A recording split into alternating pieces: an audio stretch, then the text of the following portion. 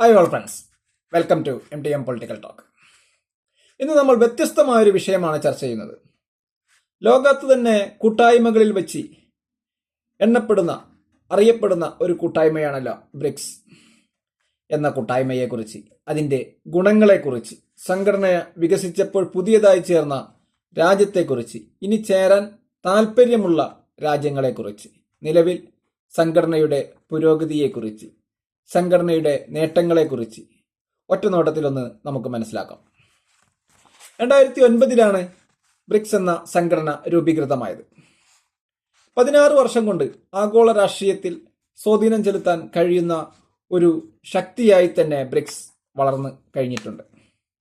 തുടക്കത്തിൽ Indonesia, Brazil, China, Russia എന്നീ 4 രാജ്യങ്ങളാണ് സംഘടനയുടെ അംഗങ്ങൾ. ആദ്യ ഉച്ചകോടി റഷ്യയിലാണ് നടന്നത്. അന്നത്തെ നമ്മുടെ പ്രധാനമന്ത്രി ശ്രീ മൻമോഹൻ സിംഗ് ഇന്ത്യയെ പ്രതിനിധീകരിച്ച് ഉച്ചകോടിയിൽ പങ്കെടുത്തിരുന്നു. സംഘടനയുടെ പ്രധാന ലക്ഷ്യം എന്ന് പറയുന്നത് ആഗോള സാമ്പത്തിക സ്ഥിതി മെച്ചപ്പെടുത്തുന്നതും ധനകാര്യ സ്ഥാപനങ്ങൾ പരിഷ്കരിക്കുന്നതുമാണ്. ഇപ്പോൾ ബ്രിക്സിന്റെ അധ്യക്ഷസ്ഥാനം വഹിക്കുന്നത് ബ്രസീലാണ്. ഇന്തോനേഷ്യ കൂടി ബ്രിക്സിൽ ചേർന്നതോടെ ഇപ്പോഴത്തെ അംഗരാജ്യങ്ങളുടെ എണ്ണം 10 എത്തി നിൽക്കുകയാണ്. പണം കൈമാറ്റത്തിന് ഏകീകൃത കറൻസി തന്നെയാണ് സംഘടനയുടെ പ്രധാന ലക്ഷ്യങ്ങളിലൊന്ന്. അംഗരാജ്യങ്ങളുടെ വർധനയോടെ സംഘടനയുടെ പേരിലും ചെറിയ മാറ്റം വന്നിട്ടുണ്ട്. ഇപ്പോൾ ബ്രിക്സ് പ്ലസ് എന്നാണ് അറിയപ്പെടുന്നത്.